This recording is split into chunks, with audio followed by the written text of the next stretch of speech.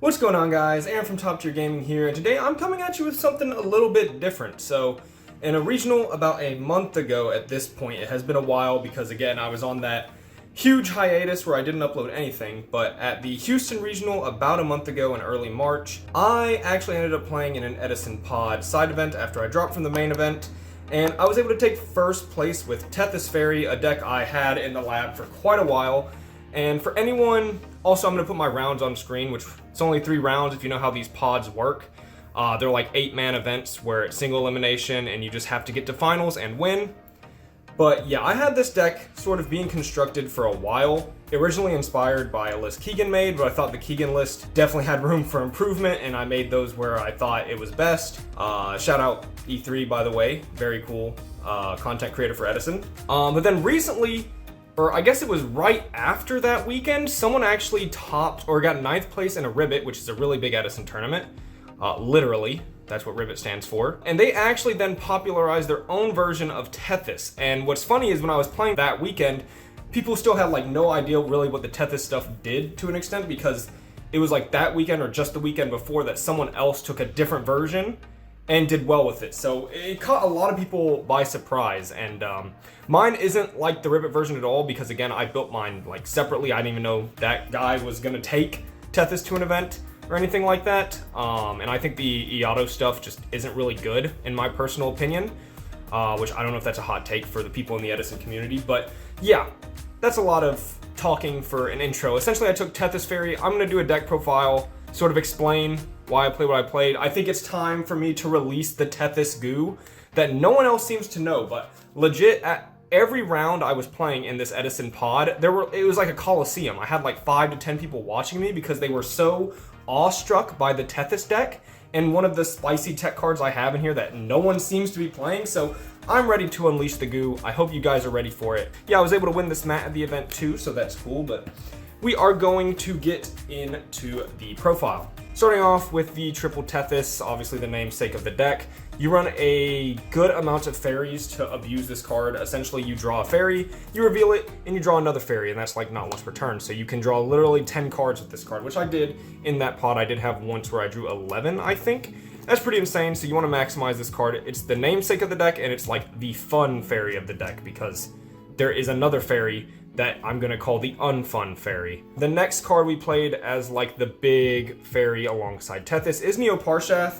This card is pretty good. This is the one Keegan was like going on about, and his video was talking about Neo-Parshath is just too strong.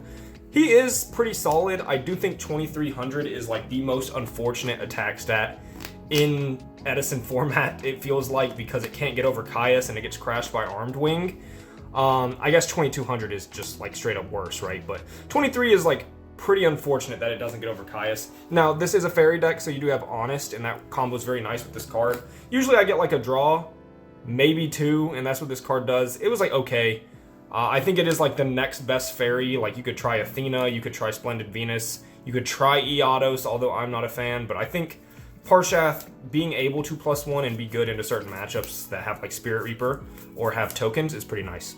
And then we have the Unfun Fairy, which is actually like your main win condition. It's Christia. Yeah, this card's disgusting. For the modern players watching this, yeah, you know Christia is disgusting. I know Christia is disgusting. Turns out in Edison format, it's also disgusting, which every Edison player knows. This card's toxic. When you can summon it turn 1 and your opponent can't play around it because of Valhalla, it's even more toxic. There were literally games, like my hero beat game 1, I literally said Valhalla effect, summon Christia turn 1, and it was like 2 turns of him passing and then I won. And that's like a pretty standard occurrence with this deck. I actually played a game with this deck versus my friend's Voiceless Voice deck, and I won a game with that exact combination because he didn't draw Imperm.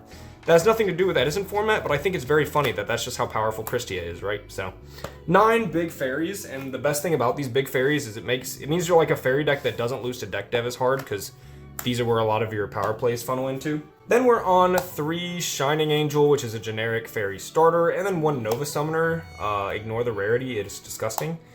But yeah, I played 1 Nova Summoner because it like helps your fairy count a little bit, but you don't want to run too much because you don't want to draw like multiple of these normal summons. I do think the Nova Summoner is really important because it means 1 Shining Angel can put 4 fairies in grave for Christia. So I think like you do want that extra recruiter fairy to still get something real. So I think the 1 Nova Summoner is worth it. I think playing any more gets a little weird and there are better cards to play, but I do think mandatory 1 Nova Summoner. 3 Hecatrice, this searches Valhalla. The interesting thing about this card isn't even the fact that it can search Valhalla, even though that means it's very important, integral piece to your strategy is this card because you need Valhalla. But one of the coolest things about this card is it like fluctuates your fairy count in a way the regular fairy decks can't. Like being able to add it back with Christia if she gets like, I don't know, Torrential Tribute, right? Like being able to add back this and then next turn you instantly always get back to 4 fairies. It's the way this fluctuates fairy count is pretty nifty, and I think it's a pretty good card. So yeah, you want to play 3 of that. And then we have probably the coolest thing about fairies in Edison format is it gets to play a bunch of hand traps. So we have the 3 Orange Light, which is bonkers, one of the strongest cards in the fairy deck. It's really the reason to play fairies most of the time is that you get Orange Light and Honest, and these cards are beyond bonkers. And this is like the tuner of the deck, which is really important in Edison format to have access to a tuner sometimes. It gives you a lot of options, and this is the tuner of the deck, and I use it honestly as a tuner quite often. So yeah, this is how you're doing your synchro summons. We also have 1 green light. I choose to main a green light. It sort of outs all the things that can get best past like your unbeatable boards, like Brain Control, Heavy Storm, MST. I guess Book of Moon on Christia would work. This 90% of the time this negates Brain Control, but it can also negate things like Future Fusion, really powerful spell cards like that. So yep, 1 green light. I really enjoyed it. I don't think you need to like overload on Heralds, but I do like the 1 green light. Double Honest to round out the hand traps. I think this card is very obvious in fairies. You're gonna run this. It's like the fairy card. A couple of one-off fairies that are good because you want to have a decent fairy count for Tethys, but also provide some versatility. And speaking of like the 2 Honests, I have the Asura Priest, which is definitely a card you don't see very often in Tethys Fairy, but I think this card has actually been like overperforming. First of all, the funniest thing about it is like, this is a GOAT format card, right? But GOAT format doesn't have this house, this absolute beast right here. There are times where you have Asura Priest and they have like a full board and just Asura Priest Honest like just swing at the entire board is so funny, and I've actually had it with double Honest before, which was literally just like OTK. And I think Asura Priest is really cool for that, especially when you draw so many cards off Tethys. You will see that more often than you think. Also, the fact that it's a normal summon that just keeps bouncing to hand is like pretty good with your Heralds, because I'll be able to like swing, poke with some pressure, or beat over something, and then still have fuel for the Herald of Orange Light in my hand, right? So I've liked the Asura Priest. It also doesn't get deck devved. And then 1 Soul of Purity and Light. It's a really strong extender for fairies, and can also fix your graveyard for Christia, most importantly. It's a really nice extender, and like you can suddenly like special off your Valhalla, special like a Tethys, and then like special Soul of Purity, like normal Herald of Orange Light, put a level 8 synchro next to it. It's pretty good. It gives you a lot of extending power randomly. I think the added aggression is pretty nice. And now for the actual spice. Actually, do I want to bring the actual spice first? Yeah, because I think the other cards are just like good one-ups I'll talk about. This is the goo, right? This is the Tethys Fairy card no one plays. People know this card exists because it's popular in another deck, but people don't think about this card for Tethys, where it's insane. This card is just infinitely better than Trade-In, better than the Legacy of Yatagarasu, in my opinion. You know, everyone has different playstyles, different opinions. I think this is the card that makes Tethys Fairy very strong.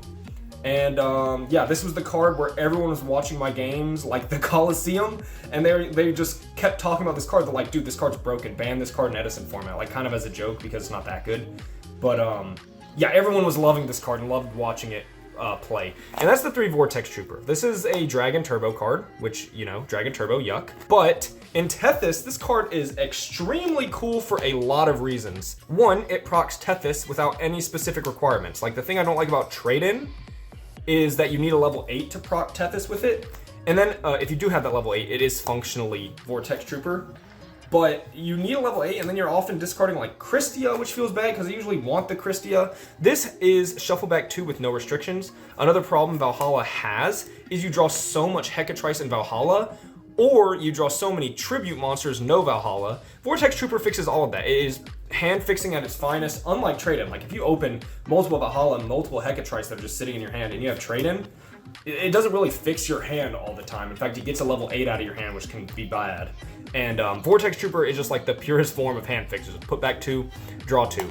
Another nifty thing about this card is it doesn't proc Tethys once, it procs Tethys twice because of its destroyed effect. When this card is destroyed, you draw a card, and Tethys in Edison format can proc in the damage step. This is insane because, like, if you miss off your first two, which is rare, but if you do, you can go for it again, or even if you hit, you can still go for it again.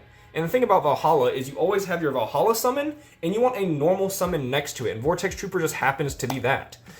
In your really bad hands where you don't even want it as a hand fix, you can like set it and it draws a card.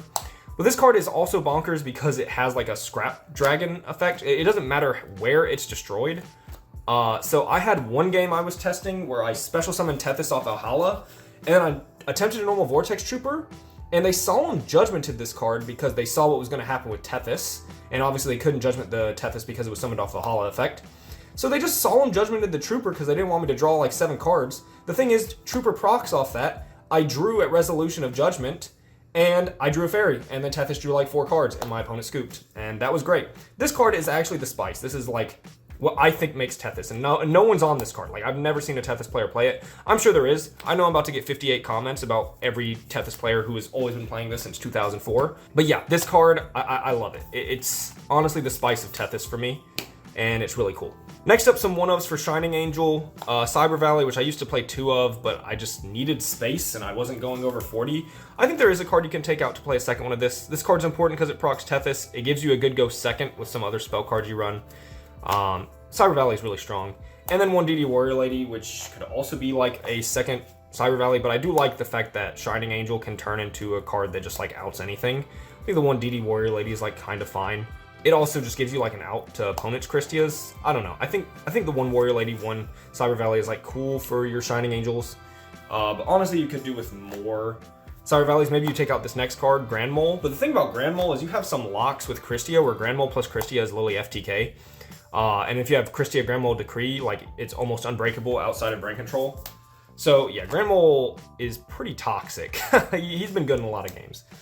And then 1 Tragodia. You can draw a lot of cards. This is like some defense. You're actually a Decree deck, so you have no defense besides hand traps.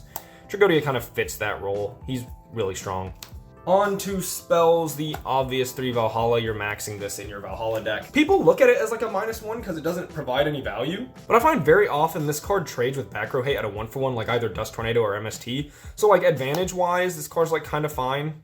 I think you have to play 3. I saw a list on 2. I don't remember if it was the Ribbit list, but I don't know. I run through 3 of these very quick. They get MST'd and Dust Tornado like it's my opponent's job, okay? Like, they're hitting this card.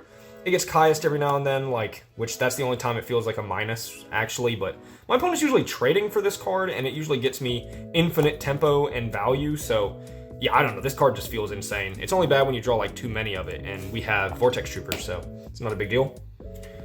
Brain Control, Mind Control, Creature Swap. The Brain Control and Mind Control I think are obvious. You're running Cyber Valley, and that's pretty good. You're running Tuners, so they both come up as just like insane go second cards and board breakers. Yeah, these are insane, but people, you know, the Creature Swap is always something to explain because like Creature Swap, really? There's actually so many good targets in this deck, it's ridiculous. So you can Creature Swap the Vortex Troopers, which is a way to you sort of +1 off your trooper by taking their monster, running over it, and then it can still proc Tethys, which is nuts. Like, Creature Swap and Vortex Trooper is disgusting. You also have the Asura Priest, which you can give them, and then it will come back to your hand during end phase. Like, imagine a full Amaryllis board of, like, 2 Dandy tokens, Titanial, and Amaryllis. Asura Priest swing over the Amaryllis and 2 tokens, Creature Swap for their Titanial, and then keep the Asura Priest. That is FTK. You also have just like a bunch of weenies, like Orange Light you could Creature Swap, I guess. But also the Shining Angels and the Nova Summoners are great Creature Swap targets. So you have so many good Creature Swap targets, I think it's actually worth it. I don't know. Maybe it's not. Maybe you can take it out because I've had hands where this card's weird. But the upsides of this card are insane. So yeah, we're being Creature Swap enjoyers. This card was kind of nice for me. I've had the weird hands, but in this deck you have so many good targets that more often than not it's pretty good. And then the last card is Heavy Storm, or the last spell is Heavy Storm, I should say. Definitely worth maining, even in your Valhalla strategy, like Heavy Storm is crazy. Then I'm on 1 Decree for the traps, which I'm not playing 2, I side the second one. This is sort of Keegan inspired. He played 1 and I saw him draw it every game in his video, and I was like, well, if you run 1, you draw it, I guess. And I did draw this card a lot, but we do side the second one for matchups where it's good. There are matchups where it's bad, like Frogs have been pretty popular this year, so there goes the Decree. And then what am I saying? Call of the Haunted. This card is bonkers in this deck because you can brick because you run 9 big guys, and if you don't see Valhalla, that's bad. But if you draw like Orange Light, Tethys, and Call of the Haunted, you can like set call and pretend you have nothing, or you really do have nothing. I guess you're not pretending. They activate a monster effect, like they go Greffer, pitch, they're playing Vayu, and then you Orange Light them. And their end phase, you Call of the Haunted, Tethys, and you draw like 4 in your draw phase. That's really strong. That whole interaction is pretty good. So, yeah, I do enjoy the 1 call. I think it's like worth it, even though you're running Decree. Now on to the extra deck. Of course, 15 cards, and we'll go through the extra deck pretty fast because there's no explaining an Edison extra deck. Like, they're all the same. There's my 1 card I might explain. We have an Armory Arm as the level 4, the Magical Android and Catastor as level 5s. You've got the Goyo and the Brio, pretty standard level 6s. You got the Black Rose Dragon for level 7s, which you make with like Orange Light Tethys. And then I guess the only card to explain is Ancient Sacred Wyvern, because you can make this card, I play it. It didn't come up, but it's a really cool 7 you can play in like this deck because you have Orange Light. Level 8s, we have Stardust, Thought Ruler, Colossal, Red Dragon, which I think was the only 8 I made during the tournament. I might have made Stardust once, but Red Dragon is the only one I remember making. Dark End, because you have Mind and Brain Control, and you can take like an opponent's Caius and then synchro with Orange Light. Mistworm, because, you know, level 9, it can come up. And then 2 Chimera Tech, because I side those. Yeah, this is definitely an Edison extra deck. One of the Edison extra decks of all time, actually. Then we have the side deck, which this is like an 8-man pod, right? Like, I wasn't like preparing for this like I would a regional. And you hear it all the time. People say their side decks aren't great. And I'm going to follow that up because, again, this was an 8-man pod. I built this side deck in like 3 minutes to prepare for the pod after dropping from the main event. The main deck I had worked on for a long time. The side deck was built very quickly, so it's pretty generic, has some good cards. It actually has some good stuff I want to talk about, but, I mean, it's pretty standard for the most part. We have 2 Cyber Dragon. For Machina, didn't play it. I think I sided this in versus the Hero Beat guy, where it's like a generic go second card. It's like fine. And, oh, that's right, he was on Diva, so you want to run the Cyber Dragon siding against them for Catastor. That's why it's good. Catastor decks, you want to side Cyber Dragon, so it's not just for machine decks. Breaker, this is for, like, really heavy stun decks. There's a bunch of back row hate you can play in Fairies. The thing about this one is it's good against deck dev. It's also just like a 1900 beat stick, which is, like, solid. This was really for, like, macro or... what are they called? The Weasleys? Is that what Keegan calls them? Yeah, the Weasleys, the Greykeeper players. Yeah, that's a pretty good card. 2 DD Crow. This is for like the FTK decks, Dragon Turbo, the very cool dragon deck everyone loves. Definitely not cringe at all. FTK decks like that. Norlaris, yeah, definitely Crow coming in as extra hand traps. 1 knock. Now I wanted to play more of this. I just didn't have any copies on me for the event. Because this deck kind of has an issue with Raikou in my opinion, because you summon big guys. If they trade with Raikou, that feels really bad. Crossout is for that, but I actually found a card I like better than Crossout. So Crossout, kind of outdated. I like Chalice in this deck, because first of all, you're a Decree deck, so this becomes like an interrupt you can side in that deals with cards like Raikou and Snowman Eater, and I think that's really cool, so has some versatility there. And this also ended up being for dragons and stuff because they're trying to summon Koakimeru Drago. And this card sort of dealt with Raikou and Drago in 1 card and was a defensive card under Decree. So I don't know, I kind of fell in love with this card. It overperformed. I think this card's kind of weird in Edison format and usually there's better stuff, but for all those reasons, Chalice was kind of good. And then Book of Moon because I didn't have a 3rd Chalice, but I actually like this card. I might tinker with this a little bit more, because it did what I wanted it to do and more, and it feels like a very valuable slot for that reason. Book, probably another Chalice.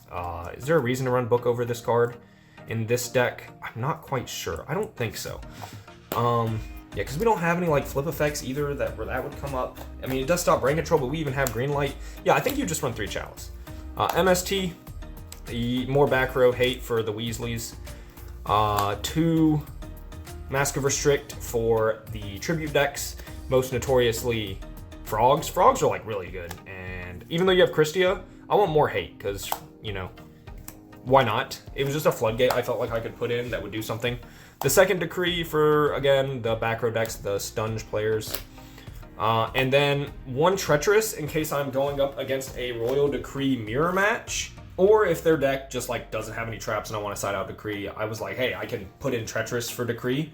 And I think this card's fine with Call of the Haunted as well, even if you're running Call still, because, I mean, that card stays face up sometimes. So Treacherous should be live more than 50% of the time.